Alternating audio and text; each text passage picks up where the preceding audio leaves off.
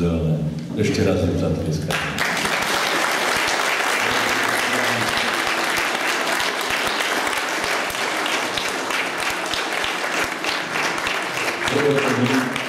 Aby som vám urobil takú malú prednášku. Kedysi dávno v 15. storočí pred Turkami z Čiernej Hory odišla rodina Šimonovičových.